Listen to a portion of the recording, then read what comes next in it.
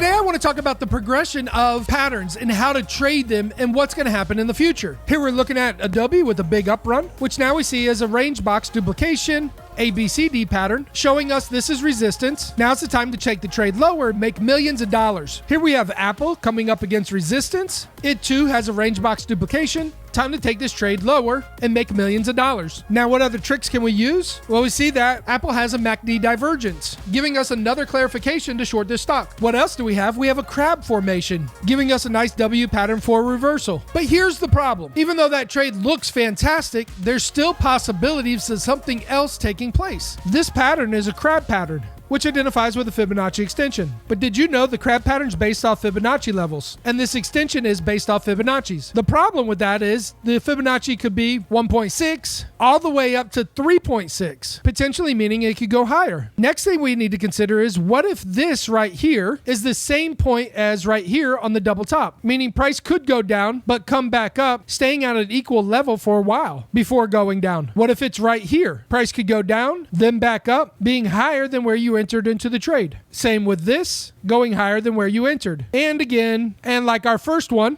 just for a longer amount of time. Now, I'm not going to leave you hanging because all of these trades ended up going down, but that's what we have to consider right now when taking this trade. We could go higher, lower, then higher, lower, higher, lower, higher, and all this can get really frustrating. And don't get me started on a Wyckoff distribution. Price goes up, and maybe that's where we are right here on that crab pattern. Then price comes down, and we're thinking we're doing really good until it comes back up, giving us an equal high, and we think this is a double top. Price goes down, we're all excited, then it drifts higher again, thinking that we're in a triple top. Goes down, then up, before completing the pattern. Well, that's a really long time to wait for 4 highs before price falls off. So that should help on the if then what process of getting into a trade up here on Adobe. Technically, it happened right here. We had a high, a little bit lower high, kept coming across highs, giving that 4 high Wyckoff, not really going lower than where we entered into the trade. So be cautious and put a small value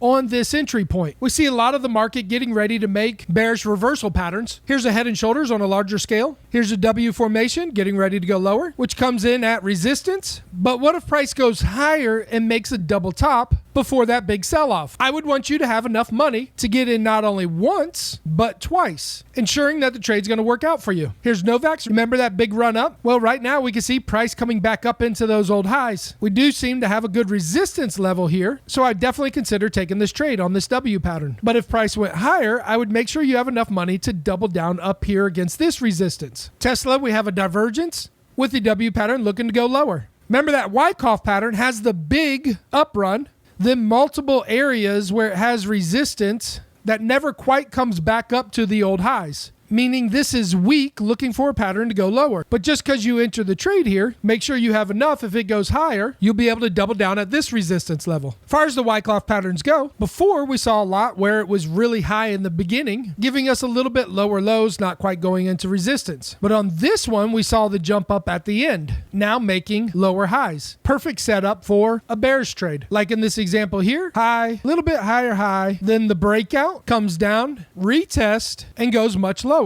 Well, think about it. What do we have? We have a channel support break. Price bounced here, fell off here. Do we have the same thing where price bounced off here, making that highest high? Maybe even a small head and shoulders pattern underneath this old support makes new resistance after this huge accumulation. Seems like a great place to take a bearish trade. But give yourself enough money to enter here, and if it goes higher, making a double top, you can enter again as price moves lower. Booking.com, we have the highest high in the middle, showing us these resistance levels. Old support makes new resistance. Be a great place to take a trade lower. But if you enter here, make sure you have enough money for price to move higher and take it lower. On this one, the Wyckoff pattern came at the end for the highest portion of the trade. As we see, kind of matches these two patterns, the rising wedge or the expanding triangle, basically just being higher than the original high. And that's why we want to make sure you don't use too much money here. Even though you have a high probability of this selling off, what if it goes just a little bit higher from where you entered the trade? Have backup money to get in, so when it does reverse, it'll go much lower. As you can see, for the last 5 months, as price has gone up on the broader market, SPY, after 11 days, it sold off. 14 days, sold off. 12 days, sold off. 17 days, giving a 13 days before it sells off. And you can see it did the same thing up against resistance, selling off. The sell-offs range from 2% as much as 4%, not very much. Which a channel off these highs, duplicated down to these lows, means price could potentially fall off 7% before having a bounce. Based on all this information, I think we have a high probability on the market going down and taking some profit on these trades. Like and follow for more.